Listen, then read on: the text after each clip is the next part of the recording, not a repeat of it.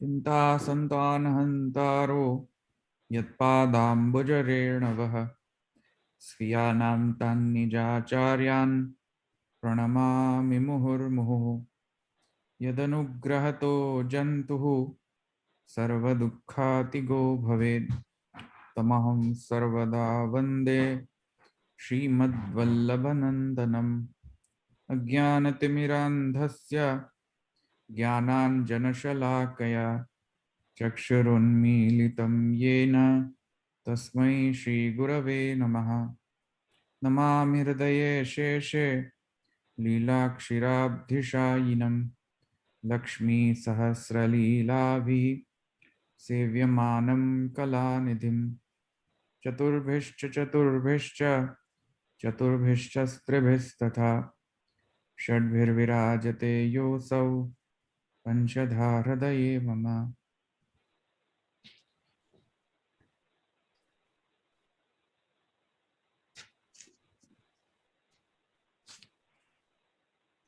આપણે આજે નવો પાદ શરૂ કરવાનો છે ને? હા, દ્વિતીય પાદ. દ્વિતીય પાદ, હા. તૃતીય અધ્યાય દ્વિતીય પાદ આજે આરંભ કરવાનો છે. તૃતીય અધ્યાય દ્વિતીય પાદ અંતર્ગત આપણે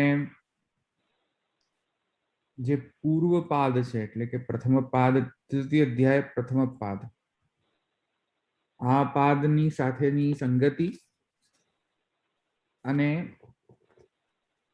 પછી પ્રથમ જે અધિકરણ છે આ દ્વિતીય પાદ અંતર્ગત, એ પ્રથમ અધિકરણની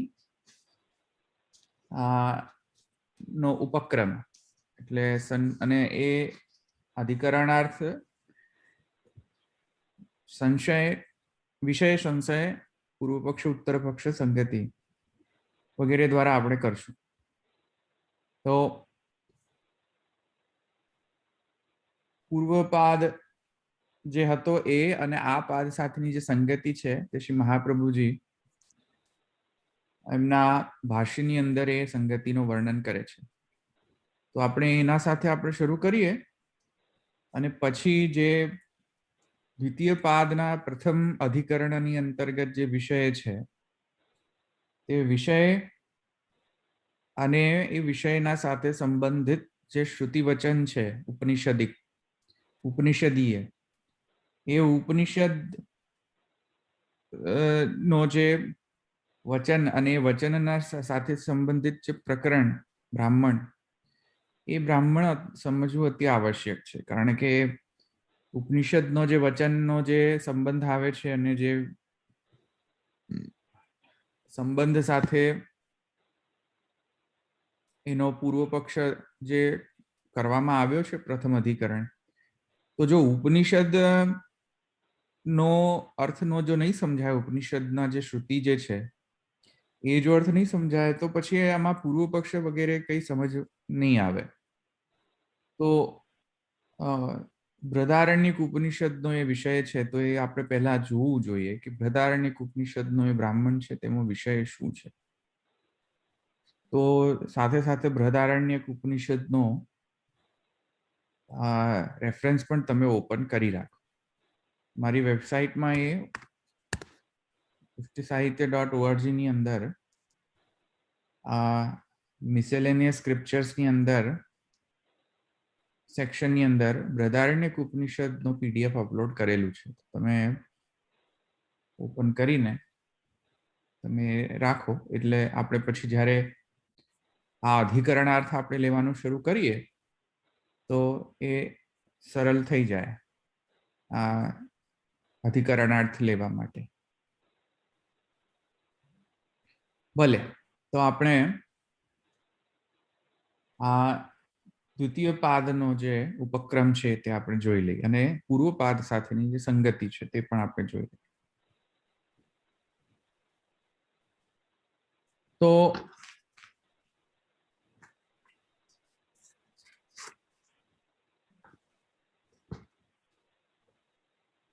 આપણે અધિકરણાર્થ પણ આપણે જોવું પડશે વેદાંતાધિકરણ માલા પણ આપણે જોઈ લઈએ સાથે સાથે. તો વેદાંતાધિકરણ માલા પણ ઓપન કરી રાખજો કોઈ હોય તો. વેદાંતાધિકરણ માલા પુરુષોત્તમજીની ને પણ આપણે હું ઓપન કરી રાખું છું. પેજ નંબર કોઈને ખ્યાલ છે અધિકરણ માલાની અંદર? 46 of 665. અચ્છા,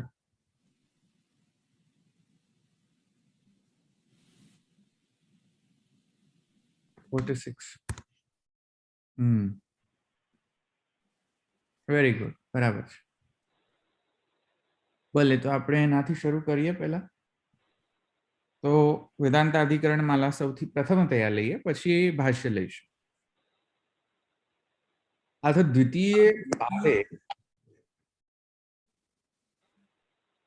द्वितीये पादे जीवस्य स्वरूपतः मुक्ति योग्यता विचार्यते.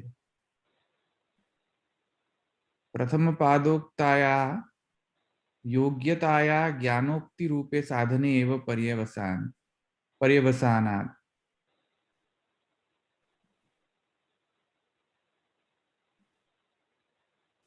तदुत्तरं विषय निश्चयश्च क्रियते. तेन अधिकार सिद्ध्यनन्तरं विषयस्य निश्चय वेदान्तार्थ रूप ब्रह्म स्वरूपस्य शाब्दं परोक्ष ज्ञानं हृदि स्थिरी भवति इति एतदर्थ पादारंभः. तथा सति पादयोर एक कार्यत्वं संगतिः आनन्तर्य नियामक उपजीव्य उपजीवक भावश्च इति बोध्यम्.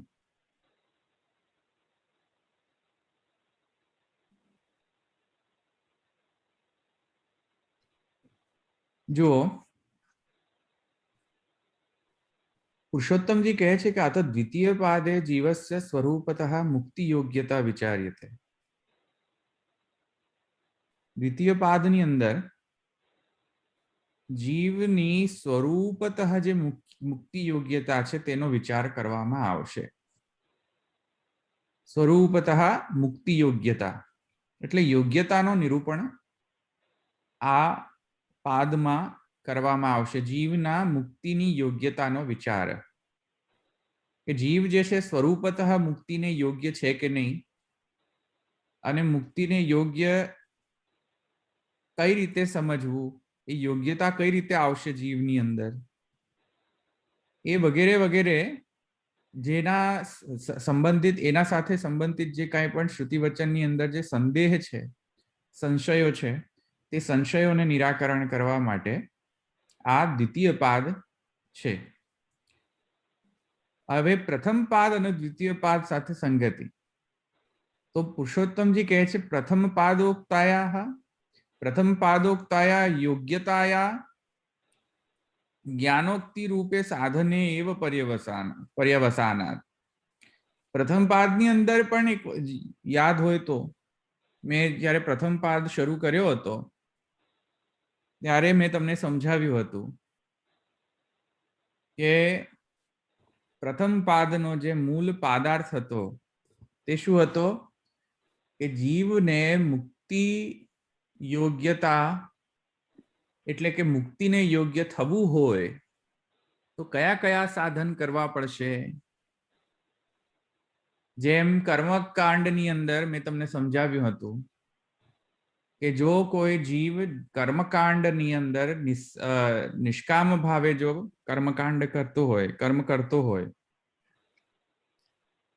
तो ए निष्काम किंतु ज्ञानी न होय, ब्रह्मज्ञानी, तो एने ज्ञानोपयोगी देह कई रीते प्राप्त थाय जेथी करीने ज्ञानोपयोगी देह प्राप्त करीने अने ते मुक्ति नो जे पथ जे छे, मुक्ति नो जे एनो जे पथ जे छे तेनामां अग्रेसर थाय, मुक्ति पथ अग्रेसर. तो ए સાથે આપણે પ્રથમ પાદ શરૂ કર્યો હતો. તો પ્રથમ પાદમાં શું હતું કે જ્ઞાનરૂપ સાધન જે છે, જ્ઞાનરૂપ સાધન જીવમાં કઈ રીતે યોગ્યતા આવે છે જેથી કરીને જીવ જ્ઞાનરૂપ સાધનને આચરી શકે જન્મ જન્માંતરની અંદર. એટલે કે જ્યારે પ્રથમ જન્મ હોય અથવા તો જ્યારે પૂર્વ જન્મ હોય માં જો એને નિષ્કામ કર્મ કર્યા હોય વગેરે વગેરે, તો પંચાગ્નિ વિદ્યા દ્વારા અથવા તો જે ધૂમાં અથવા જે અર્ચી માર્ગ અથવા તો જાયસ્વ મ્રિયસ્વ માર્ગ, આ બધા માર્ગ કયા છે, એમાં પંચાગ્નિ માર્ગ જે છે તેમાં જીવ અગ્રેસર થાય છે અને જીવ પૂર્વજન્મના પ્રકારથી એને આ જન્મમાં જે નવો દેહ મળશે તેમાં જ્ઞાનોપયોગી દેહ જ મળશે. એ સર્વકાયની સાથે જે સંબંધિત સંશય છે તેનો આપણે વિચાર પૂર્વ પાદમાં કરી ચૂક્યા. હવે તદુત્તરમ કહે છે વિષય નિશ્ચયશ્ચ ક્રિયતે. એટલે હવે એ જ્ઞાનોક્તિ રૂપ સાધનનો તો આપણે સર્વકાઈ વિચાર કરી લીધો, જ્ઞાન રૂપ સાધનનો વિચાર. હવે વિષયનો નિશ્ચય જે છે તે કરવામાં આવે છે. એટલે જીવ સ્વરૂપતઃ મુક્તિ યોગ્ય ક્યારે બને છે? વિષય જીવ છે. આવ્યું ને સમજમાં? જીવ વિષય જે છે જીવ છે. તો હવે એ જીવની સ્વરૂપતઃ મુક્તિ યોગ્યતા ક્યારે આવશે? કેમ કે હવે જ્ઞાનોપયોગી દેહ તો પ્રાપ્ત થઈ ગયો છે, কিন্তু એવું જરૂરી નથી કે જ્ઞાનોપયોગી દેહ થાય તો જ જીવને મુક્તિ થાય. એમાં પણ ઘણા બધા વિઘ્ન વગેરે આવશે હજુ પણ. તો એ સર્વનો વિચાર હવે આ પાદની અંદર કરવામાં આવશે. આગળ કહે છે પુરુષોત્તમજી કે તેન અધિકાર સિદ્ધ્યનંતરમ વિષયશ્ચ નિશ્ચય વેદાંતાર્થ રૂપ બ્રહ્મ સ્વરૂપસ્ય શાબ્દમ પરોક્ષ જ્ઞાનમ હૃદય સ્થિરી ભવતિ इति एतदर्थ पादारंभः.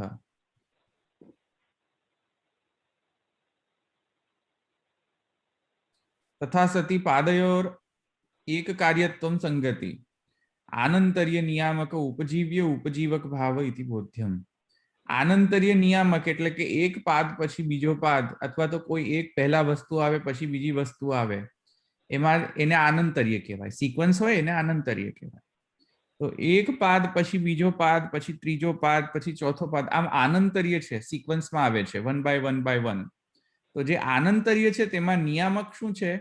આ પાદ અને પૂર્વ પાદ સાથે પણ આનંતર્ય નો સંબંધ છે કે પૂર્વ પાદ પહેલા આવવો જોઈએ પછી જ આ પાદ આવવો જોઈએ. તો જે આનંતર્ય જે છે પૂર્વ પાદ અને આ પાદ સાથે સંબંધિત જે આનંતર્ય છે તેનામાં કેવો ભાવ છે? તો કહે છે ઉપજીવ્ય ઉપજીવક ભાવ. ઉપજીવ્ય ઉપજીવક એટલે ઉપજીવ્ય એટલે કે જે સ્વયં જે વિષય જે છે તે, અને વિષયને ઉપજીવ્ય કહેવાય અને ઉપજીવક એટલે કે વિષયને સપોર્ટ કરનાર જે કાંઈ પણ સરાઉન્ડિંગ ઇકોસિસ્ટમ છે તેને આપણે ઉપજીવક ભાવ કહીશું. તો એવી જ રીતે જીવને મુક્તિની સ્વરૂપતઃ મુક્તિ યોગ્યતા છે તે કઈ રીતે મળશે? તો પહેલા એને જે સાધનનો જે યોગ્યતા છે તેનો વર્ણન પહેલા કરી દો, પછી જીવની યોગ્યતા સિદ્ધ થશે. તેવી રીતે ઉપજીવ્ય જ ઉપજીવક ભાવ જે છે તે આ પૂર્વ પાદ અને આ પાદ સાથે પણ સંબંધ છે તેવું સમજાવવામાં આવી રહ્યું છે. तो तत्र प्रथमै स्त्रीभिः जीवस्य स्वप्न सुषुप्ति जाग्रतावस्था मुक्ति योग्यता ज्ञापनार्थं बोधघातेन विचार्यन्ते अंतिमैरष्टभिः ब्रह्मस्वरूपम. तो प्रथमतया आखा पादनो आखो जे सेटअप छे केवो छे के प्रथम तो त्रण तत्र प्रथमैः त्रिभिः जीवस्य स्वप्न सुषुप्ति जाग्रतावस्था. तो आ पादनी अंदर प्रथम जे त्रण जे छे तेमा સ્વપ્નાવસ્થા, જીવની જે સ્વપ્નાવસ્થા, જીવની સુષુપ્તાવસ્થા અને જીવનો જાગ્રતાવસ્થા, આમ જે ત્રણ જીવની અવસ્થાઓ છે, સ્વપ્ન, સુષુપ્તિ, જાગ્રતાવસ્થા,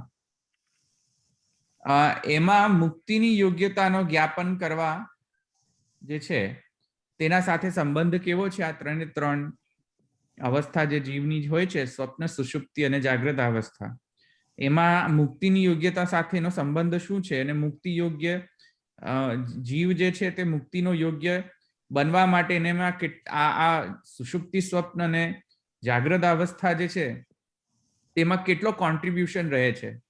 એટલે કે જો જીવ, દૃષ્ટાંત તરીકે જો જીવ સ્વપ્નાવસ્થામાં કોઈ પાપ ઇત્યાદિ કરે તો એને મુક્તિના યોગ્યતામાં એનામાં કોઈ અડચણ તો આવે છે કે નહીં? એટલે કે સ્વપ્ન સૃષ્ટિ જે છે જો મિથ્યા ન હોય ને સત્ય હોય તો સ્વપ્નમાં કરેલા દોષ ઇત્યાદિ, સ્વપ્નમાં કરેલો કોઈ પણ દોષ, ગુણ દોષ જે છે તેને લાગવાથી એ મુક્તિનો યોગ્ય અધિકારી નથી બનતો. એવો બધો અડચણો આવી શકે છે તેની મુક્તિ યોગ્યતાના પથમાં અગ્રેસર થવા માટે. તો આ બધા જે મુદ્દાઓ જે છે કે જ્યાં જીવની સ્વપ્નાવસ્થા, સુષુપ્તાવસ્થા અને જાગ્રત અવસ્થામાં જે કોઈ પણ ગુણદોષનો સંબંધ થવાનો અવસર પ્રાપ્ત થાય તો એ મુક્તિનો યોગ્ય જે છે મુક્તિનો અધિકારી ભલે હોય, કિંતુ એ મુક્તિને પ્રાપ્ત થતો નથી જો એવા બધા ગુણદોષ એને જો થતા હોય તો. સ્વપ્નાવસ્થામાં જે રીતે, ફોર એક્ઝામ્પલ, દૃષ્ટાંત તરીકે, તો એ સર્વ કાંઈ જે સંદેહનો નિવારણ છે ત્યાં પાદની અંદર કરવામાં આવશે. મુક્તિ યોગ્યતા જ્ઞાપનાર્થમ ઉપોદ્ઘાત જે છે મહાપ્રભુજી કરે છે. તો આ સુષુપ્તિમાં પ્રાજ્ઞ અવસ્થા હોય કે ના હોય? સુષુપ્તિ અવસ્થા આપણે અત્યારે નથી લેવાના, અત્યારે સ્વપ્નાવસ્થા. ના ના, આ તો ખાલી પૂછું છું જાણવા માટે. સુષુપ્તિ અવસ્થામાં તો કોઈ પ્રાજ્ઞ અવસ્થા ન હોય, સમાધિ અવસ્થા હોય તો જ હોય.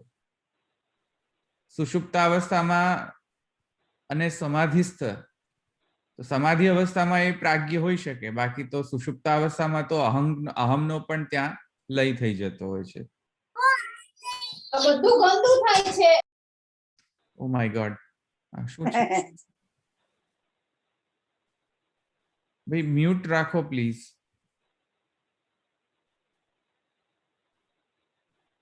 હા, સુષુપ્તાવસ્થામાં તો અહમ ભાવનો પણ ત્યાં લય થઈ જતો હોય છે. કાણોહમ, મૂકોહમ, એવો અહમ.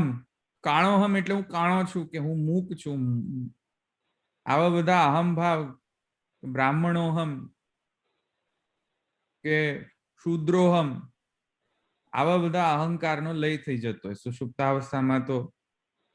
એટલે સ્વાપીતિ એમાં આવે છે ને વર્ણન કે બ્રાહ્મણ બ્રાહ્મણ નથી રહી જતો, શુદ્ર શુદ્ર નથી રહી જતો, માછીમાર માછીમાર નથી રહી જતો, બધાનો એકી ભાવ પ્રાપ્ત થઈ જાય છે, બધાનો અહમ બ્રહ્માત્મક થઈ જાય છે સુષુપ્તાવસ્થામાં.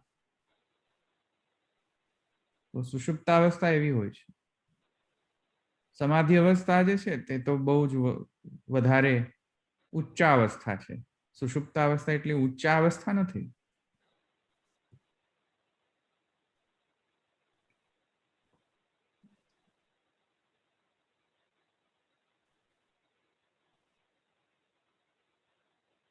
હવે તો હવે આપણે દ્વિતીય પાદ જે છે એનો આપણે ભાષ્યની તરીકે આપણે પણ જોઈ લઈએ.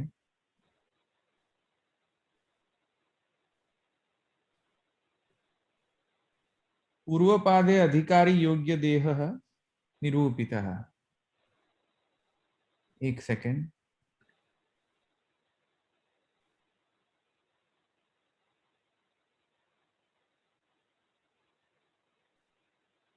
હા, એક સેકન્ડ.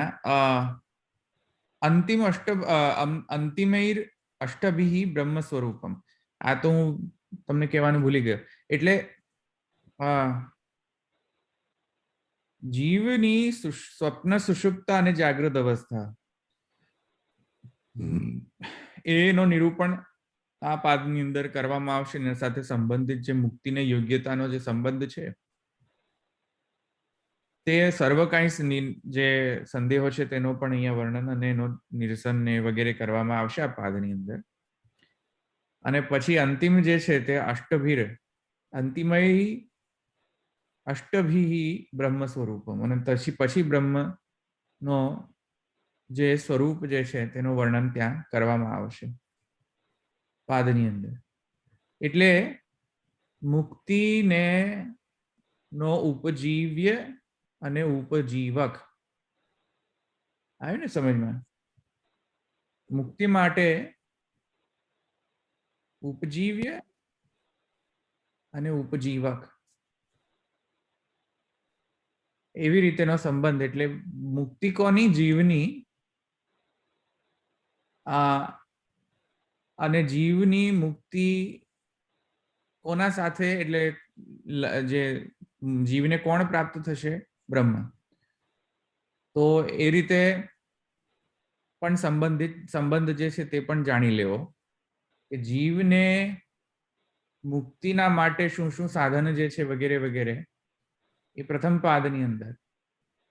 અને સાધનાનંતર હવે એની જે સ્વરૂપત યોગ્યતા જો હવે આવશે, એનો જો કોઈ સંશય આવે અથવા તો એના સાથે સંબંધિત જો કોઈ પણ સંશય આવે તો એના ઉચ્છેદનાર્થ દ્વિતીય પાદ. અને અલ્ટિમેટલી પછી તેને બ્રહ્મ પ્રાપ્તિ થશે જીવને, તો બ્રહ્મ સ્વરૂપ. તો એ રીતેનું આખું સેટઅપ છે. તો તત્ર પ્રથમે શતસૂત્રે સંધ્યાધિકરણે દ્વાભ્યામ સ્વપ્ન સૃષ્ટિર ભગવતસ્તત્કર્તૃત્વં ચ યદ બૃહદારણ્યકે કાઠકે ચ શ્રાવિતમ તत् સૃષ્ટિ સંબંધો જીવસ્ય ભવતીતિ નિરૂપિતા શુદ્ધિર વ્યર્થસ આશંક્ય તૃતીય તસ્યાહ સૃષ્ટેઃ માયામાત્રત્વેન મિથ્યાત્વં સાધ્યતે તેન જીવસ્ય તत् કૃત ગુણદોષ સંબંધાભાવાન્ન પૂર્વોક્ત શુદ્ધિ નિરૂપણસ્ય વૈયર્થમ. તો સંધ્યાધિકરણમાં જે છે, પ્રથમ જે અધિકરણ છે આ પાદનો, તેમાં કહે છે કે બે સૂત્રમાં દ્વાભ્યામ, પ્રથમ બે સૂત્ર છે સંધ્યાધિકરણની અંતર્ગત, તેમાં સ્વપ્ન સૃષ્ટિ છે એ ભગવત કર્તૃત્વ સૃષ્ટિ છે. એટલે ભગવાને કરેલી સૃષ્ટિ છે સ્વપ્ન સૃષ્ટિ, એમ પૂર્વ પક્ષી કહે છે. યાદ રાખવાનું, આ સિદ્ધાંત નથી. સ્વપ્ન સૃષ્ટિ ભગવત કર્તૃત્વ છે તેનામાં, સ્વપ્ન સૃષ્ટિને કરવામાં. એવો પૂર્વ પક્ષ પ્રથમતયા પૂર્વ પક્ષી કરે છે કે સ્વપ્ન સૃષ્ટિ ભગવાન દ્વારા નિર્મિત છે. તો જો સ્વપ્ન સૃષ્ટિ ભગવાન દ્વારા નિર્મિત હોય, કેમ કે પૂર્વ પક્ષી કહે છે કે બૃહદારણ્યક કાઠકની અંદર, બૃહદારણ્યક ઉપનિષદનો એક બ્રાહ્મણની અંદર એમ કહેવામાં આવ્યું છે કે સ્વપ્ન સૃષ્ટિ છે ભગવાનનું કાર્ય છે, ભગવાનનું કર્તૃત્વ છે તેના. તો જો સ્વપ્ન સૃષ્ટિ ભગવત કાર્ય હોય તો સ્વપ્ન સૃષ્ટિ સત્ય હોવી જોઈએ. અને જો સ્વપ્ન સૃષ્ટિ સત્ય હોય તો સ્વપ્ન સૃષ્ટિના સાથે જે સંબંધિત જીવ છે, જેને સ્વપ્ન આવી રહ્યા છે, અધિષ્ઠાન જે છે, જીવરૂપ અધિષ્ઠાન, એ જીવ એ સ્વપ્નમાં આવતા જે કર્મો જે છે તેના સાથેનો ગુણ દોષનો સંબંધ થશે. અને સ્વપ્નમાં આવતા જે પણ એ કાર્યો કરશે અને એના સાથે જો સંબંધ, ગુણ દોષનો સંબંધ જો કરે અથવા તો થાય, તો પંચાગ્નિ વિદ્યામાં જેટલા પણ દેહોનું શુદ્ધિકરણ દેવોએ કર્યું, હોમ કરીને એના ઇન્દ્રિયોનો શુદ્ધ કર્યો, શુદ્ધિ વિચારીને કર્યો હોમ, એ બધો શુદ્ધ દેહ સંપાદન વ્યર્થ થઈ જશે. કેમ કે જો દેહની શુદ્ધિ હોય પણ છતાંય સ્વપ્નમાં તો ગમે તે આવી શકે છે રેન્ડમલી, કશું પણ થઈ શકે છે સ્વપ્નમાં. અને સ્વપ્નમાં તો કોઈનો કતલ પણ કરી શકે છે જીવ, કોઈકનો મર્ડર કરી શકે છે સ્વપ્નમાં. તો કેવા કેવા સ્વપ્ન આવી શકે. સ્વપ્નમાં કરેલા કર્મો વળી પાછા એના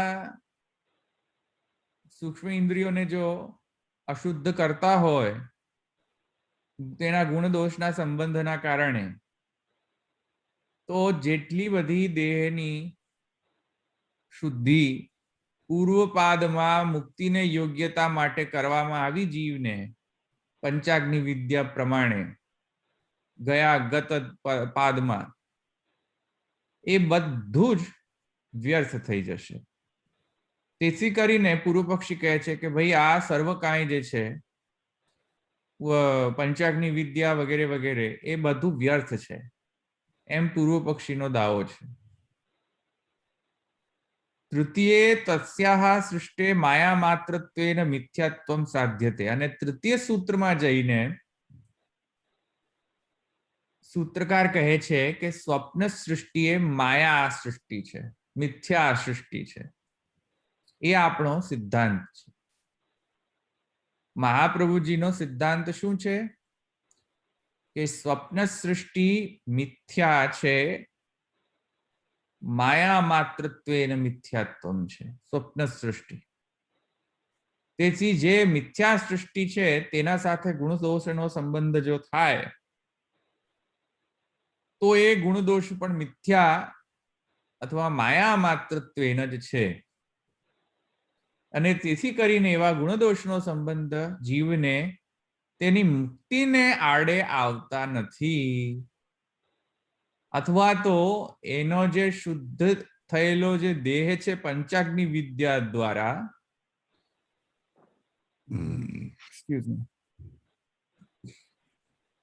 તે સર્વ શુદ્ધિનો માં કોઈ અડચણ એને માં ઉત્પન્ન થતી નથી.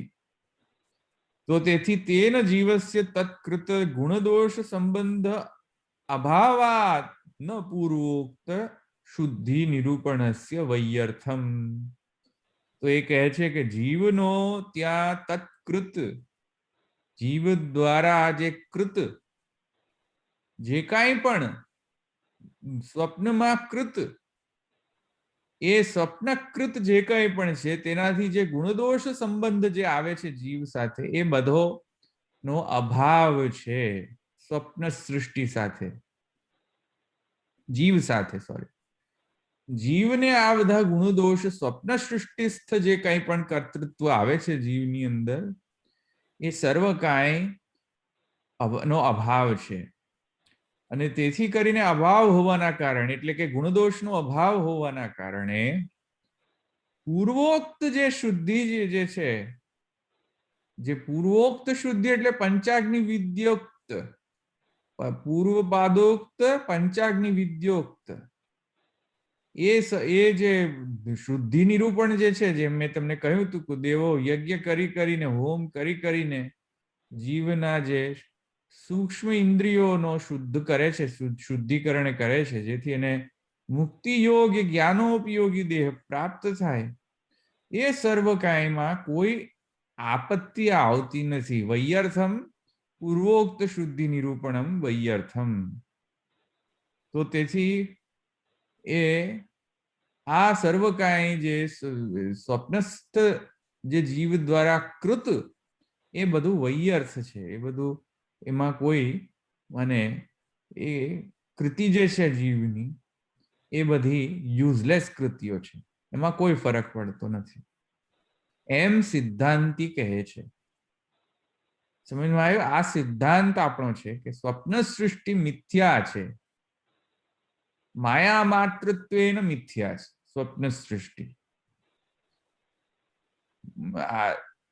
નિબંધની અંદર પણ મહાપ્રભુજી કહે છે સ્વપ્ન સૃષ્ટિ મિથ્યા છે. સમજમાં આવી ને? તો હવે એ સર્વ કાયનો જસ્ટિફિકેશન જે છે એ હવે મહાપ્રભુજી પુનઃ વધારે વિચારે મહાપ્રભુજી આ અણુભાષીની અંદર, આ પાદની અંદર, સંધ્યાધિકરણની અંદર કર્યો છે. સમજમાં આવી ગયું અહીંયા સુધી?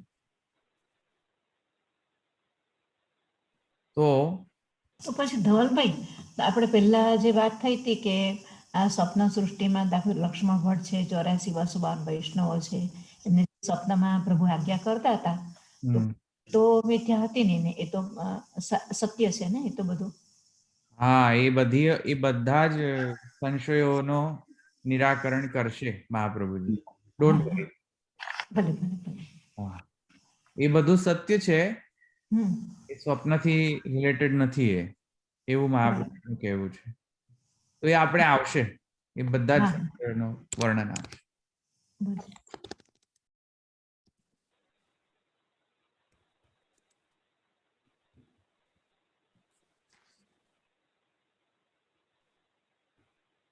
તો આપણે આગળ આપણેનો પ્રથમ તો પાદાર્થ જે છે તે આપણે મહાપ્રભુજી દ્વારા જે લખાયેલો છે તે આપણે જોઈ લઈએ.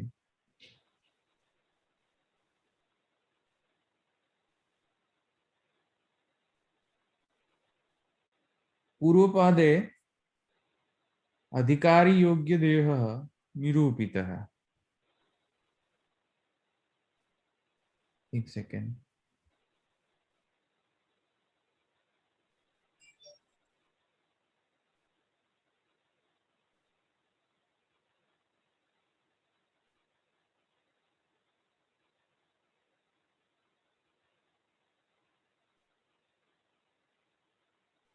एक सेकेंड. હું પુરુષોત્તમજીની ટીકા પણ ઓપન કરી લઉં જોડે જોડે.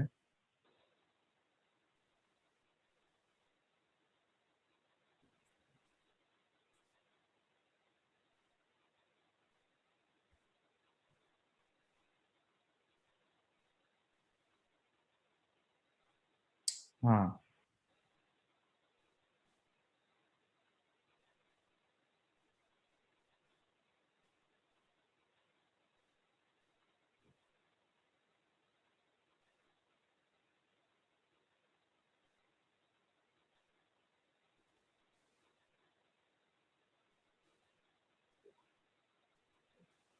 હા, તો હવે મહાપ્રભુજીનો જે મૂળ જે ભાષ્ય છે તેના સાથે સાથેની જે ટીકા છે પુરુષોત્તમજીની, એ પણ આપણે સાથે સાથે લઈએ.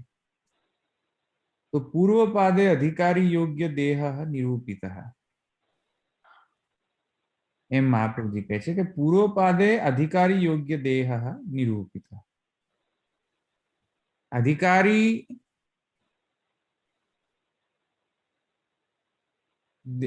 માને જે જીવનો જે અધિકારી જે છે, સોરી, જીવને એટલે કે મુક્તિ અધિકારી જીવ, એ મુક્તિ અધિકારી જીવનો જે દેહ છે, એટલે કે મુક્તિને પ્રાપ્ત કરાવનાર જીવનો દેહ, સમજમાં આવ્યો? તો એ દેહ કઈ રીતે જીવને મળે? મુક્તિ અધિકારી થવા માટે જે દેહ છે એ દેહ જીવને કઈ રીતે પ્રાપ્ત થાય, એ દેહનો વર્ણન પૂર્વપાદમાં કરવામાં આવે એમ કહે છે.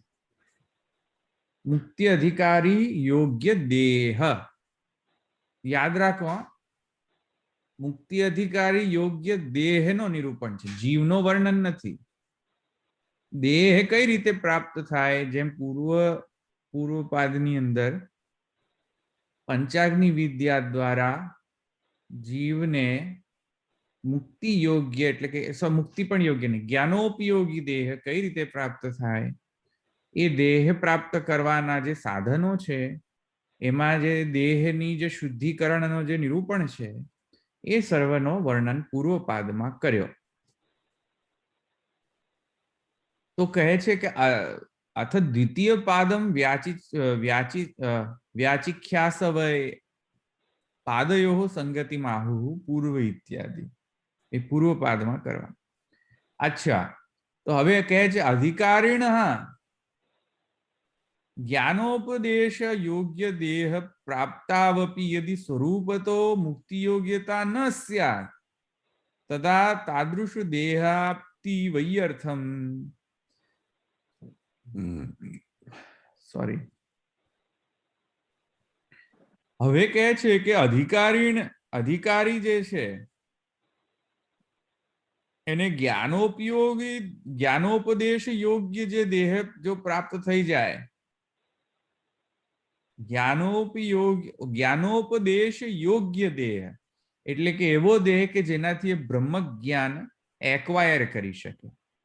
એટલે એનામાં એ બધી ઇન્દ્રિયો દોષ, બહિર્મુખ ઇન્દ્રિય દોષ વગેરે વગેરે વગેરે જે છે બધું એનામાં આવે નહીં એ જન્મમાં, જેથી કરીને એ જ્ઞાનોપદેશ ગ્રહણ કરી શકે અને જ્ઞાનોપદેશ ગ્રહણ કરીને અને એના મુક્તિના નો જે પથ છે તેમાં તે અગ્રેસર થાય. તો એવા જે અધિકારીણ જ્ઞાનોપદેશ યોગ્ય દેહ પ્રાપ્તાવપી, એ બધા જીવને દેહ પ્રાપ્ત થાય, કિંતુ સ્વરૂપતઃ મુક્તિ યોગ્યતા ન સ્યાત. જો સ્વરૂપતઃ જીવનો મુક્તિ યોગ્યતા જો પ્રાપ્ત ન થાય, દેહ પ્રાપ્ત થઈ ગયો એવો મુક્તિ યોગ્ય, કિંતુ સ્વરૂપતઃ મુક્તિ યોગ્યતા ન થાય પ્રાપ્ત, તો આ મુક્તિ યોગ્ય દેહ પ્રાપ્ત એ જીવને જ્યારે થાય તો એ બધું યુઝલેસ થઈ જશે. વૈયર્થમ પ્રાપ્તિ તદા તાદૃશ દેહાપ્તિ વૈયર્થમ. તો ત્યારે પછી એ જે મુક્તિ યોગ્ય દેહ જીવને પ્રાપ્ત થાય છે, પણ મુક્તિનો યોગ્ય જ ના હોય જીવને, મુક્તિનો દેહ મળી જાય પણ કિંતુ સ્વરૂપતઃ એ મુક્તિ યોગ્ય ન હોય. સ્વરૂપતઃ મુક્તિ યોગ્ય એટલે ફોર એક્ઝામ્પલ કે સ્વપ્નમાં કરેલા દોષ,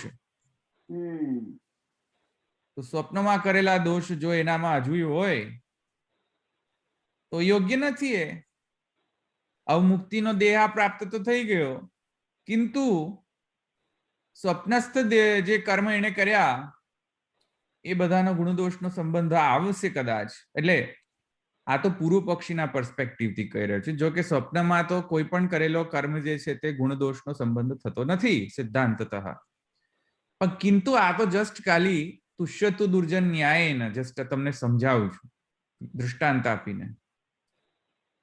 એક દેહ તો પ્રાપ્ત થઈ જાય ને, મુક્તિના જ્ઞાનોપદેશ યોગ્ય દેહ પ્રાપ્ત થઈ ગયો, કિંતુ એનો સ્વરૂપતઃ મુક્તિ યોગ્યતા નથી થઈ હજુ સંપાદન, તો એ જ્ઞાનોપયોગી દેહ યોગ્ય દેહને જે પ્રાપ્ત થયો વૈયર્થ થઈ જશે, એટલે યુઝલેસ થઈ જશે, વેસ્ટ થઈ જશે. તદર્થમ દ્વિતીય પાદેશા નિરૂપ્યતે. તેથી મુક્તિ યોગ્યતાનું નિરૂપણ આ પાદની અંદર કરવામાં આવ્યું છે. એટલે દેહ એટલે ઉપજીવક અને ઉપજીવ્ય એટલે જીવ સ્વયં. એવી રીતે ઉપજીવ્ય ઉપજીવક ભાવ સંબંધ આ બંને પાદમાં સમજવો. ઉપજીવક એટલે એક વાત સમજો, હજુ ફરીથી સમજાવું. જેમ કે મારે કોઈ પણ વ્યક્તિને ઘરમાં રહેવું હોય તો ઘર જોઈએ, એટલે કે એને સસ્ટેન કરવું હોય પોતાના જાતને તો ગૃહ જોઈએ, ગૃહસ્થાશ્રમ માટે ગૃહ જોઈએ. પછી ગૃહની અંદર જે તત્ત જે સામગ્રી જે છે તે જોઈએ સસ્ટેન કરવા માટે ગૃહસ્થાશ્રમમાં. સર્વ સામગ્રી ગૃહ સહિત જોઈએ, તો એ બધા સામગ્રી વગેરે સાધનો વગેરે જે થયા શું થયા? ઉપજીવક, સપોર્ટિંગ ફેક્ટર્સ ફોર અ ગૃહસ્થાશ્રમ. ઉપજીવક. Is it clear? That is called as ઉપજીવક, supporting elements. કોને સપોર્ટ કરે છે? ઉપજીવ્ય કોણ છે? જીવ. સમજમાં આવ્યો? જે ગૃહસ્થાશ્રમી છે તેને સપોર્ટ કરવા માટે છે. તો ઉપજીવક આ બધા સામગ્રી થયા, અને ઉપજીવ્ય કોણ થયું? ગૃહસ્થાશ્રમી વ્યક્તિ સ્વયં.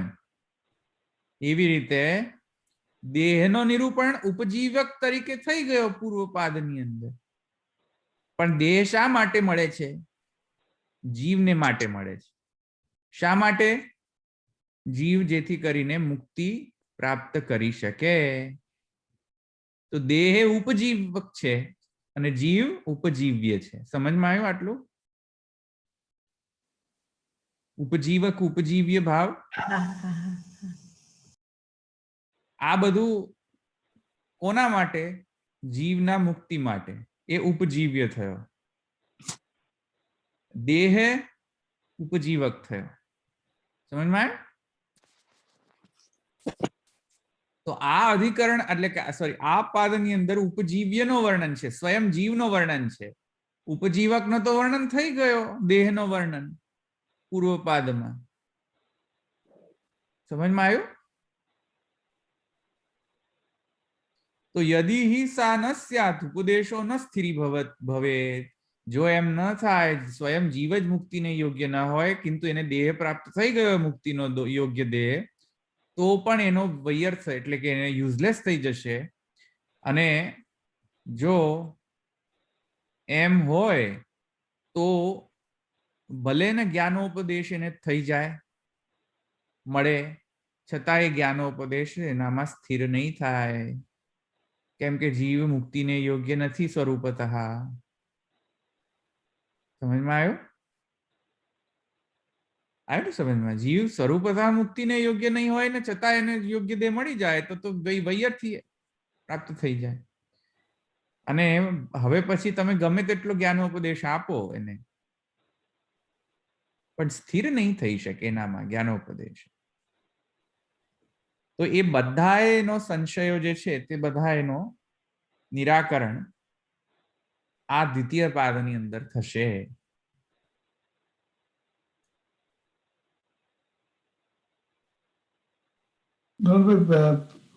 આગળ જે પહેલા પાઠની અંદર આપણે જોયું કે દેહોપયોગી કીધું, પણ એકચ્યુઅલી જયારે પંચાંગી વિદ્યાની અંદર તો સૂક્ષ્મ ભૂતોનો સંસ્કાર કરવામાં આવે છે. જે સ્વપ્નમાં જે છે એ તો જનરલી સૂક્ષ્મ ઇન્દ્રિયોથી સ્વપ્ન આવે એવું નહીં, તો એને તો સંસ્કાર તો કર્યો આગલા પંચાંગી વિદ્યામાં.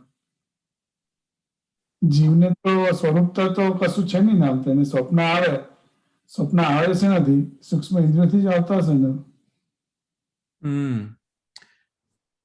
સૂક્ષ્મ ઇન્દ્રિયોથી જરૂરી નથી કે બધા સ્વપ્ન આવે. રેન્ડમલી પણ કોઈ સ્વપ્ન આવી શકતા હોય છે, પણ એનો જે અધિષ્ઠાન હોય છે તો ડેફિનેટલી સૂક્ષ્મ ઇન્દ્રિય હોય છે. You are right in that way. કિંતુ સ્વપ્ન આવે કે ના આવે, how does it matter? Does it એ બધી ઇન્દ્રિયોને ખરાબ કરે છે કે નહીં? સ્વપ્નના કારણે ગુણદોષનો સંબંધ થાય છે કે નહીં? એ પ્રશ્ન છે. ભલે થતું હોય, સ્વપ્ન આવે કે ના આવે, પણ જો આવે એવા સ્વપ્ન અને એ સ્વપ્નની અંદર જો કોઈ કર્મ એવા કર્યા હોય, નિંદનીય કર્મ, તો એવા બધા કર્મના ગુણદોષ જો લાગવાનું શરૂ થઈ જાય જીવને, તો પૂર્વ પાદમાં જે ઉપજીવક છે દેહ, વ્યર્થ થઈ જાય એમ કહે છે. હવે તમે એમ કહો છો કે ભાઈ આવે જ કઈ રીતે ખરાબ સપના જો શુદ્ધ ઇન્દ્રિયો હોય તો? પહેલી વાત તો એ, that's your question I think, કે જો બધી જ ઇન્દ્રિયો શુદ્ધ જ થઈ ગયેલી હોય તો આવે કેવી રીતે સ્વપ્ન એવા? તો એથી જ કહે છે કે માયા માત્રત્વે મિથ્યાત્વ છે ત્યાં. એટલે સ્વપ્ન સૃષ્ટિ એવી છે ને કે એનો જો કાર્ય જ મિથ્યા હોય તો કારણ કઈ રીતે સત્ય હોઈ શકે? Are you trying to follow? If the karya is itself mithya, how can the karan also be satya? The karan also has to be mithya. So જો કારણ પણ મિથ્યા હોય તો ઇન્દ્રિયો તો ન હોઈ શકે, કેમ કે ઇન્દ્રિયો તો સત્ય છે. તો એટલે એથી કરીને જો સમઅપ કરું મારા આન્સરને તમારા માટે, તો એ સમઅપ એ છે કે ભલે ઇન્દ્રિય દ્વારા એ સ્વપ્ન જોવામાં આવે છે, આઈ એગ્રી વિથ ધેટ, કિંતુ જે થઈ રહ્યું છે એક મિથ્યા જગતમાં થઈ રહ્યું છે, સત્ય જગતમાં તો થઈ નથી રહ્યું. તો મિથ્યા જગતની અંદર જે કંઈ પણ થઈ રહ્યું હોય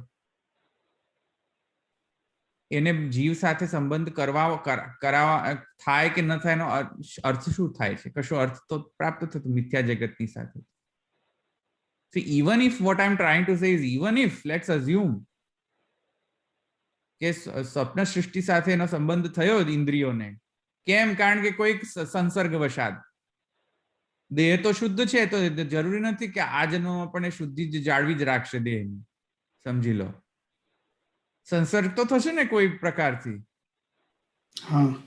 તો સંસર્ગ થાય ને કદાચિત એને જો કોઈક સ્વપ્ન સૃષ્ટિમાં એવું કંઈક અનુભૂતિ થાય સંસર્ગના કારણે, છતાંય સો વોટ, એ તો મિથ્યા સૃષ્ટિ છે. મિથ્યા સૃષ્ટિ એને સાથે શા માટે સંબંધ થવો જોઈએ? મુક્તિ યોગ્યતાનામાં એમાં અડચણ શા માટે આવી જોઈએ? સંસર્ગ થયો, સો વોટ? આઈ સમજ. તો એ અહીંયા કહેવાનો અર્થ છે.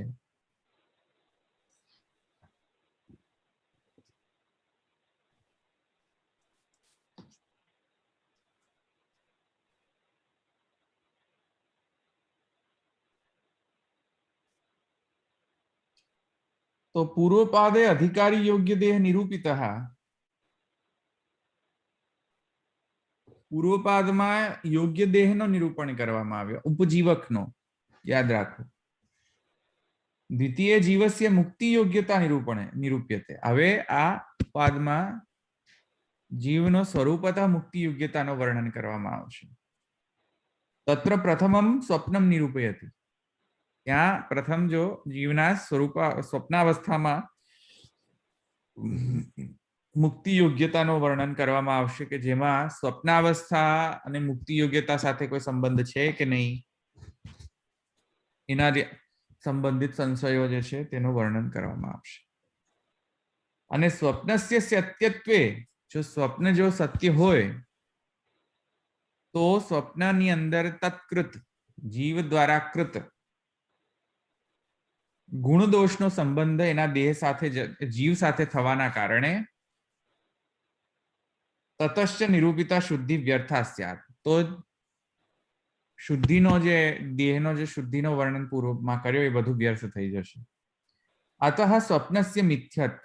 તેથી સ્વપ્ન જે છે મિથ્યા છે એવું પ્રદર્શન કરવા માટે પ્રદર્શિતુમ અધિકરણારંભ. એ અધિકરણનો આરંભ આ રીતે આ આશયથી કરવામાં આવી રહ્યો છે. સ્વપ્ન સૃષ્ટિ મિથ્યા છે આ પ્રતિપાદન કરવા માટે અધિકરણ આરંભ છે.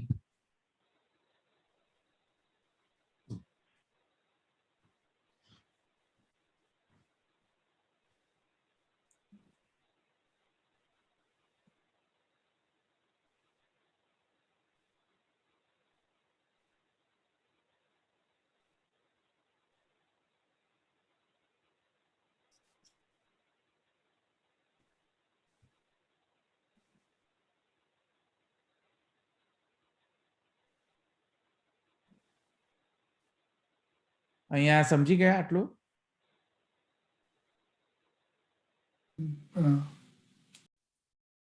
માધવા અહીંયા પૂર્વ પક્ષી એટલે પુરુષોત્તમજી કહે છે માધવાસ્તુ મહાત્મ્ય જ્ઞાન પૂર્વક સ્નેહસ્ય ભક્તિત્વાદ અનુક્તે મહાત્મ્યે તદ અજ્ઞાનેસ્ય ભક્તેરપી અસંભવાત તત્સિદ્ધ્યે મહાત્મ્ય પ્રદર્શનાયામ અયમ પાદ ઇત્યાહ. મધ્વાચાર્યજી કહે છે, મધ્વાચાર્યજી શું કહે છે? પુરુષોત્તમજી કહે છે કે માધવમત પ્રમાણે આ પાદ નો અર્થ શું છે? તો આ માધવમત પ્રમાણે એમ કહે છે કે મહાત્મ્ય જ્ઞાન પૂર્વસ્તુ સુદ્રઢ સર્વતોધિક સ્નેહ ઇતિ ભક્તિ. એમ ભક્તિની ડેફિનેશન કરી છે કે નહીં? તો ભક્તિ એ સાધ્ય છે અને સાધન શું છે? મહાત્મ્ય જ્ઞાન એક સાધન છે. મહાત્મ્ય જ્ઞાન પૂર્વક, આત્મ જ્ઞાનથી સ્નેહ, એને ભક્તિ કહેવાય. તો સ્નેહ છે સાધ્ય છે, અને સાધક શું છે? સાધન શું છે? મહાત્મ જ્ઞાન. માધવનો મત છે. તો માધવ મત શું કહે છે? કે મહાત્મ્ય જ્ઞાન પૂર્વક સ્નેહસ્ય ભક્તિત્વાદ અનુક્તે, ભક્તિત્વાદ અનુક્તે, હા સંધિ વિચ્છેદ કરો તો અનુક્તે જ થશે. મહાત્મ્ય જ્ઞાન પૂર્વક સ્નેહસ્ય ભક્તિત્વાદ મહાત્મ્ય તદ અજ્ઞાને અસ્ય. મહાત્મ્ય જે છે તેનો જો અજ્ઞાન રહે જીવને, તો ભક્તિ પણ ન થાય. ભક્તિર અપી અસંભવાત. મહાત્મ્ય જ્ઞાન એટલે કે જ્ઞાનમાં, એ મહાત્મ્ય જ્ઞાનમાં જો અજ્ઞાની રહી જાય જીવ, એટલે બ્રહ્મનો જે મહાત્મ્ય છે, મહાત્મ્ય જ્ઞાન છે, તે જીવ અજ્ઞાની રહી જાય તે વિષયમાં, તો ભક્તિ પણ નહીં થઈ શકે ને. તો તત્સિદ્ધયે મહાત્મ્ય પ્રદર્શનાયાયમ પાદ ઇત્યાહુ. તો એ મહાત્મ્ય જ્ઞાન જીવને સિદ્ધ થાય એટલા માટે આ દ્વિતીય પાદ શરૂ કર્યો, એમ કહે છે માધવ. સમજમાં આવ્યું? માધવ મત આ છે. બાકી મહાપ્રભુજીનો મત ભિન્ન છે થોડો, પણ માધવનો મત આ છે. ભક્તિત્વ તદ અજ્ઞાને અસ્ય ભક્તિરપી અસંભવા તદ સિદ્ધ્યે મહાત્મ્ય પ્રદર્શનાયમ અયમ પાદ ઇત્યાહુ. તત્ર મહાત્મ્યોક્તિસ્તુ પૂર્વમપી નિરાબાધા. ભિક્ષુસ્તુ વિજ્ઞાન ભિક્ષુ પૂર્વસ્મિન પાદે બ્રહ્મણ સકાશાત્મંતર સૃષ્ટિરુક્તા તત્ર અત્ર તુ એકસ્મિન દેહેપી સ્વપ્નાદિ સૃષ્ટિ તત ઉચ્યતે. હા, તાવતા જન્માદિ સૂત્રસ્થ લક્ષણમ વિચારિતમ ભવતિ તત સ્વરૂપ લક્ષણમ વિચાર્યતે તથા પ્રપંચ બ્રહ્મણોર ભેદાભેદ ઇતિ આહ. ઠીક છે, આ ભેદાભેદ વગેરે જે છે તેમાં હવે પર્યવસાન કરે છે. અત્યારે એટલું ઇમ્પોર્ટન્ટ નથી ભિક્ષુ વગેરેનો, પણ આ જસ્ટ પુરુષોત્તમજી એનું વર્ણન કર્યું છે તો યથાકથન છે, તો એટલા માટે અહીંયા રામાનુજાચાર્યજીનો પણ અહીંયા કહેલું છે કે રામાનુજાચાર્ય શું કરે છે પાદનો અર્થ, શંકરાચાર્યજી પાદનો અર્થ શું કરે છે, વગેરે વગેરે. તો એ બધા પાદનો કમ્પેરિઝન આ પાદમાં સાથે કરેલો છે. મહાપ્રભુજી જો આમ કહેતા હોય તો અન્ય આચાર્યો શું કરે છે અર્થ, પાદનો અર્થ. શંકરાચાર્ય અને ભાસ્કરાચાર્ય જે છે એ બંનેનો એક જ અર્થ કરે છે કે સ્વયં જ્યોતિષ્વ સિદ્ધ્યર્થમ સ્વપ્ન નિરૂપણમ તત્તુ મુક્તિયોગ્યતાયામેવ પર્યવસ્યતિ. રામાનુજાચાર્યસ્તુ પૂર્વપાદે જીવસ્ય કર્મગતિમ પ્રદર્શ્ય દુઃખિત્વમ સ્થાપિતમ ઇદાનીમ અસ્ય સ્વપ્નાવસ્થા પરીક્ષ્યત ઇતિ આહુઃ. હા, એટલે જુદા જુદા મતો છે અહીંયા. શંકરાચાર્ય અને ભાસ્કરાચાર્યજી શું કહે છે કે જીવ જે છે એ સ્વયં જ્યોતિ છે, સ્વપ્રકાશ છે. યાદ છે જીવનો આત્માનો વર્ણન જ્યારે મને લાગે છે બાવા પણ ઘણી વખત આત્માનું વર્ણન કરતા પહેલા ઘણા બધા પ્રવચનોની અંદર બાવાએ આનું વર્ણન કર્યું છે ઘણી વખત કે આત્મા જે છે એ સ્વયં જ્યોતિ છે, સ્વપ્રકાશ છે આત્માનું. જેમ સમજો એક વાત, ઉપનિષદની અંદર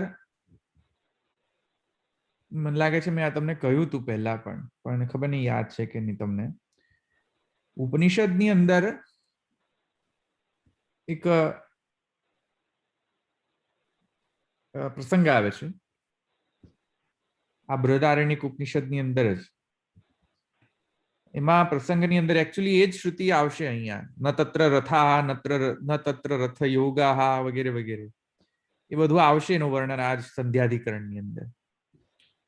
તો એ જ ઉપનિષદની અંદર જે આવતો પ્રસંગ છે, ન તત્ર રથા રથ યોગા વગેરે વગેરે, ત્યાં ઉપનિષદના પ્રસંગની અંદર એવું શરૂ થાય છે પ્રસંગ કે જનક યાજ્ઞવલ્ક્ય બંનેમાં કોન્વર્ઝેશન થાય છે, જનક અને યાજ્ઞવલ્ક્ય વચ્ચે. જનક જે છે એ ઉપદેશ ગ્રહણ શિષ્ય છે યાજ્ઞવલ્ક્યનો, ગ્રહણ કરવા માટે, અને યાજ્ઞવલ્ક્ય ઉપદેશક ગુરુ છે. અને જનકે યાજ્ઞવલ્ક્યને પ્રશ્ન પૂછ્યો કે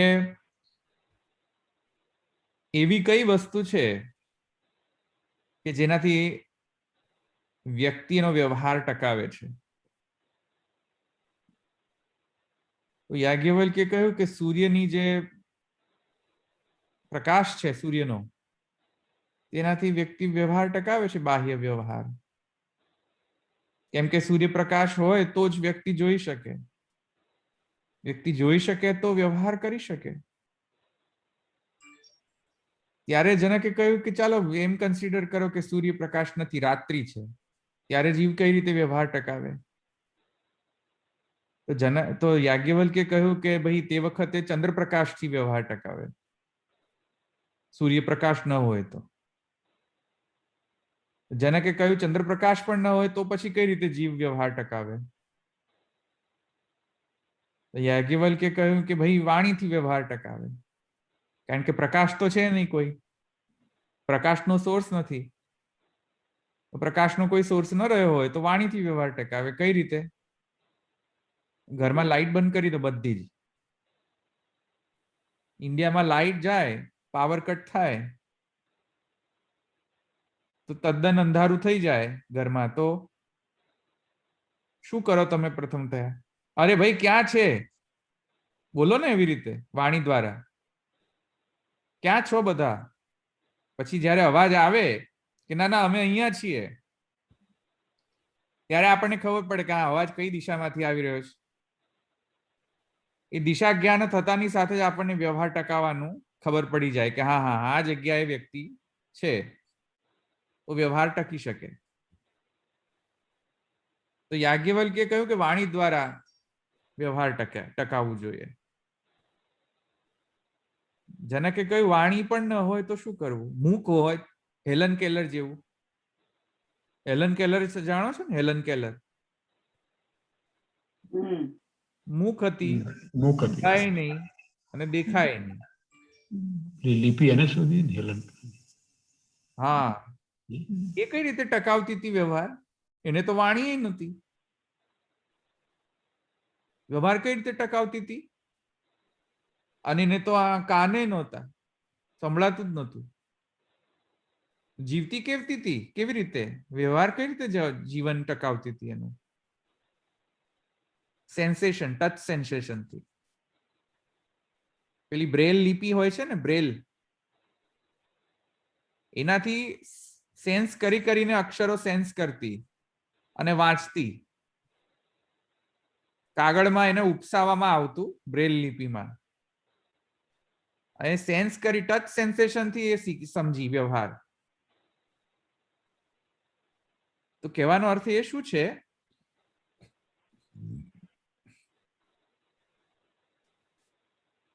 કે વ્યક્તિની ઇન્દ્રિયો બધી જતી રહી હોય ને, ડિસફંક્શનલ થઈ ગઈ હોય ને, છતાંય વ્યક્તિ જીવી શકે, વ્યવહાર ટકાવી શકે, હેલન કેલરની જેમ. એટલે જનક જે પૂછતો હતો કે વ્યવહાર ટકાવવા માટે ઇન્દ્રિયો જોઈએ કે આત્મા જોઈએ? તો યાજ્ઞવલ્કે કહ્યું કે આત્મા ઇઝ ધ વન જે વ્યવહાર ટકાવી શકે. નોટ ધ ઇન્દ્રિય, નોટ ધ દેહ, બટ ધ ઇન્દ્રિય, બટ ધ આત્મા. દેહ જોઈએ ફોર શ્યોર, પણ એ મુખ્ય નથી. મુખ્ય છે આત્મા. ચક્ષુથી સૂર્યપ્રકાશ દ્વારા આપણે જોઈ શકીએ, ચંદ્રપ્રકાશ દ્વારા જોઈ શકીએ. માની લો કે ઇન્દ્રિયો નથી ફંક્શન કરતી, તો શું જીવ એનો વ્યવહાર ટકાવી શકશે ખરો ઇન્ડિપેન્ડન્ટલી? સ્વયં પ્રકાશ હોવાના કારણે એ ટકાવી શકશે, એમ કે છે યાજ્ઞવલ્ક. એ સ્વયં જ્યોતિ છે. આ શંકરાચાર્યજી અને ભાસ્કર મતનું મેં જે કહ્યું ને, સ્વયં જ્યોતિ. તો જીવ સ્વયં જ્યોતિ છે, આત્મા સ્વયં જ્યોતિ છે. સ્વયં જ્યોતિ એટલે એને પ્રકાશ કરવા માટે કશું રિક્વાયર્ડ નથી, સ્વયં પ્રકાશ છે. જેમ લાઇટને પ્રકાશ કરવા માટે બીજી લાઇટને જરૂર નથી પડતી. લાઇટ સ્વયં સ્વપ્રકાશ છે, એ બીજાને પ્રકાશ આપે. એને પ્રકાશ કરવા માટે કોઈની જરૂર નથી. સમજમાં આવ્યું? લાઇટને પ્રકાશિત કરવા માટે જરૂર નથી, તો લાઇટ તો સ્વયં પ્રકાશ છે. એકવાર જલી જાય તો એ બધાને પોતાની જાતે જે લાઇટ આપતી હોય છે. તો જેમ લાઇટ સ્વયં પ્રકાશ છે, જેમ સૂર્ય સ્વયં પ્રકાશ છે, તેવી રીતે આત્મા પણ સ્વયં પ્રકાશ છે, સ્વયં જ્યોતિ છે. જેમ બ્રહ્મ જે છે,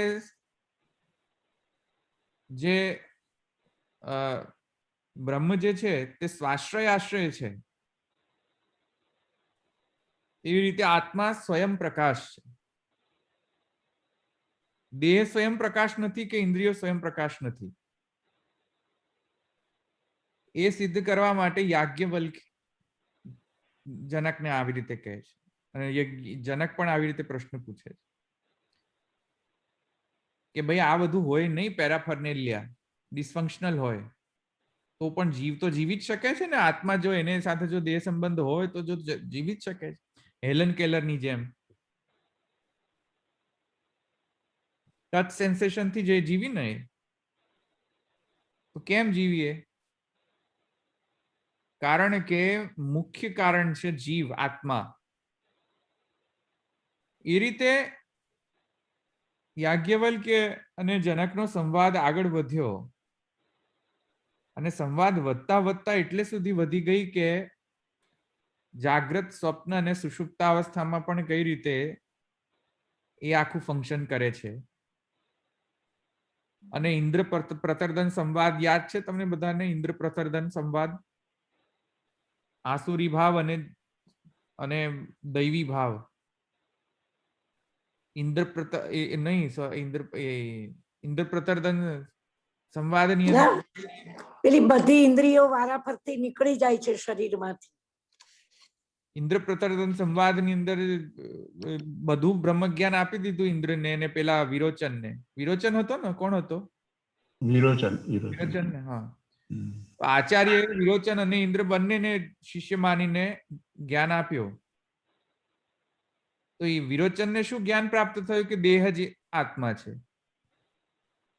અને ઇન્દ્રને શું પ્રાપ્ત થયું? નહીં, દેહ આત્માથી ભિન્ન છે. એક જ જ્ઞાનથી બે અધિકારીઓને ભિન્ન ભિન્ન જ્ઞાન થયું. ઉપદેશ એક હતો, પણ અધિકારી બે હતા, એક સુર અને એક અસુર. તો એક જ ઉપદેશ આપ્યો છતાંય અધિકારીના ભેદના કારણે ભિન્ન ભિન્ન જ્ઞાન થયું. ઇન્દ્રને લાગ્યું કે ઓહો, આ તો દેહ આત્માથી ભિન્ન છે, અને વિરોચનને લાગ્યું કે દેહ જ આત્મા છે. મેં તમને સમજાવ્યું હતું ઉપનિષદ લેતા હતા ત્યારે. આખો પાણીના કુંડામાં એને જોવાનું કહે છે. પાણીના કુંડામાં જોવાનું કહે છે આચાર્ય. હા,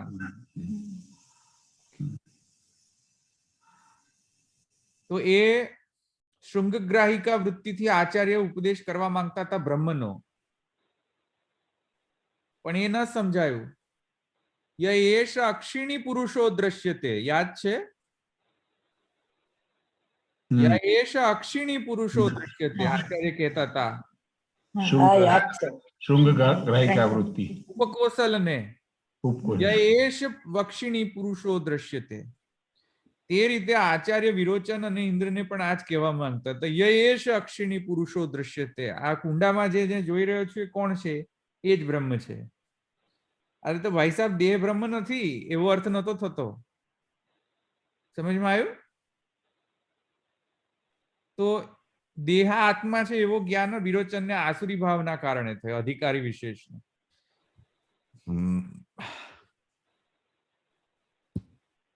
એટલે યાજ્ઞવલ્ક્ય અને જનકના જે સંવાદ છે તેનાથી પણ એ સિદ્ધ થાય છે કે દેહ અને આત્મા ભિન્ન છે. આ આખો સંવાદ જો તમે વાંચો જનક યાજ્ઞવલ્ક્યનો, એમાંથી એક વસ્તુ બહુ જ ઇમ્પોર્ટન્ટ તરીકે આવી શકે છે કે આત્મા દેહથી ભિન્ન છે. આત્મા સ્વયં પ્રકાશ છે, સ્વયં જ્યોતિ છે. દેહ સ્વયં પ્રકાશ, સ્વયં જ્યોતિ નથી. સમજમાં આવ્યો? સ્વપ્રકાશ આત્મામાં છે. એથી કરીને જ્યારે જાગ્રત સુષુપ્તિ અવસ્થાને બધાનું વર્ણન કર્યો યાજ્ઞવલ્ક્યે, ત્યારે સુષુપ્તાવસ્થાની અંદર જઈને ખબર પડે છે કે હો, આત્મા જે છે સ્વયં પ્રકાશ છે. કેમ કે સુષુપ્તાવસ્થામાં તો કોઈ પણ ઇન્દ્રિય કામ નથી કરતી, ફંક્શનલ નથી હોતી ઇન્દ્રિય. સમજમાં આવ્યું? સુષુપ્તાવસ્થામાં તો as a similar to as if he is a dead person, not exactly dead. આપણે આવ્યો હતો ને એવું, કયો અધિકરણમાં આવે છે? સુષુપ્તિ, સુષુપ્તિ ઉત્ક્રાંતિ અધિકરણ. હા, સુષુપ્તિ ઉત્ક્રાંતિ અધિકરણ. એમાં આવે છે ને કે સુષુપ્તિ અને ઉત્ક્રાંતિ અલગ વસ્તુ છે. એટલે દેહમાંથી આત્મા જતો રહે એ અને સુષુપ્તિ, એમાં ભેદ તો છે. સુષુપ્તિ ઉત્ક્રાંતયોર ભેદેન છે ને સૂત્ર. સુષુપ્તિ ઉત્ક્રાંતયોર ભેદેન. સુષુપ્તિ ઉત્ક્રાંતિ. કિંતુ એક વસ્તુ કોમન છે બંનેમાં, ઇન્દ્રિયો જે છે એ ડિસફંક્શનલ થઈ જાય છે. પેલામાં ફોરએવર ડિસફંક્શનલ થઈ જાય છે ઉત્ક્રાંતિમાં, આમાં ટેમ્પરરીલી પોઝ થઈ જાય છે. કારણ કે સુષુપ્તિ અવસ્થામાં અહમ ભાવનો પણ લય થઈ જતો હોય છે. રાઈટ? કાણોહમ, મૂકોહમ, બ્રાહ્મણોહમ, શૂદ્રોહમ, ટકલોહમ. અહમનો અભાવ હોય છે. ટકલોહમ પણ થઈ જાય છે, નો અભાવ થઈ જાય કે હું ટકલો છું, કે કાણો છું, કે મૂક છું, કે શૂદ્ર છું. આ બધા અહમ ભાવનો પણ લય થઈ જતો હોય છે. સમજમાં? ભેંસ છું એવો ના ખબર પડે. હે? ભેંસ છું એ ના ખબર પડે. ભેંસ ને ભેંસ છું ના ખબર પડે, અને બ્રાહ્મણ ને બ્રાહ્મણ છું ના ખબર પડે, એવો સુષુપ્તાવસ્થા છે. બધાનો એકી ભાવાપન્નતા થઈ, બ્રહ્મ ભાવાપન્નતા થઈ જાય છે. સમજમાં આવ્યું? અદ્વૈત. અને મુક્તિ એટલે કે ઉત્ક્રાંતિમાં તો અલગ જ હોય છે, જો કે સિમિલર હોય છે, કેમ કે ત્યાં પણ અહમનો અભાવ હોય છે, પણ પેલો પરમેનન્ટ અભાવ હોય છે. આમાં સુષુપ્તિમાં તો ટેમ્પરરી અભાવ હોય છે. સમજમાં આવે ને? ઉત્ક્રાંતિ એટલે મુક્તિ સ્ટેટની અંદર, અને સુષુપ્તિ અવસ્થા સ્ટેટની અંદર. એટલે મૂળ મુદ્દો આખા આ જે બૃહદારણ્યક ઉપનિષદનો અત્યારે જે આ સંધ્યાધિકરણનો જે વિષય છે, તેમાં મૂળ મુદ્દો આ છે કે આત્મા સ્વયં પ્રકાશ છે કે સ્વયં પ્રકાશ નથી, એનો મુદ્દો હતો યાજ્ઞવલ્ક્યની અંદર અને જનકના સંવાદની અંદર. ત્યાં એમ કહે છે, સ્વપ્ન સૃષ્ટિનું જયારે ચર્ચા આવે છે યાજ્ઞવલ્ક્ય અને જનક સાથે ચર્ચામાં, ત્યારે સ્વપ્ન સૃષ્ટિની અંદર યાજ્ઞવલ્ક્ય કહે છે ન તત્ર રથ યોગા વગેરે વગેરે. ત્યાં યોગ, મને રથ જોવો છો પણ રથ છે નહીં. ત્યાં રથ અને રથીનો યોગ હોય છે પણ ત્યાં એકચ્યુઅલીમાં છે નહીં. હોતો નથી. અશ્વ નથી હોતા. બધું જ અનુભૂતિ બધી સ્વપ્નમાં જે થતી હોય છે બધી મિથ્યા અનુભૂતિ છે. તો એ આ પૂર્વ પક્ષી એ જ બધા શ્રુતિ વચનો જે છે એનો યુઝ કરીને પૂર્વ પક્ષી એમ કહે છે કે નહીં નહીં જોયું અહીંયા બધું લખેલું છે કે બધું સત્ય છે, તેથી સ્વપ્ન સૃષ્ટિ સત્ય છે, તેથી કરીને આ જીવ જે છે કદાપી જે છે તે યોગ્ય દેહ પ્રાપ્ત કરીને મુક્તિને પ્રાપ્ત નથી કરી શકતો. મહાપ્રભુજી કહે છે ને કે સ્વપ્નમાં માથું કપાયું હોય પણ ખરેખર માથું કપાયું નથી. હા, એટલે આ બધું જે આ બધા જે સંશયો જે છે બધાનો સંશયોનો જો નિરસન જે છે આ અધિકરણમાં કરે, સંધ્યાધિકરણ. હવે મારાથી બોલાતું નથી બહુ, અહીંયા રાખીએ આપણે. મને હવે પેન ચાલુ થઈ, હવે મારાથી નહીં બોલાય, એટલે હવે હું રાખું અહીંયા. દશરથભાઈ આશ્રય પદ લઈ લો. દ્રઢઈન ચરણ કેરો ભરોસો, દ્રઢઈન ચરણ કેરો, શિવલ્લભ નખ ચંદ્ર છટાભીન, સબ જગ માજેન્દેરો ભરોસો, દ્રઢઈન ચરણ કેરો, साधन और नहीं आकली में, जासो होय निवेरो, सूर कहा कहे दिव्य आदरो, बिना मोल को तेरो भरोसो, दृढ़ चरण केरो, दृढ़ चरण केरो भरोसो, दृढ़ चरण केरो. श्री वल्लभाधीश की जय, श्री गोपीनाथ प्रभु चरण की जय, श्री गोसाई परम दयाल की जय, श्याम सुंदर श्री यमुनी महारानी की जय, श्री द्वारकाधीश सर्व विष्णु जय श्री कृष्ण. જય શ્રી કૃષ્ણ.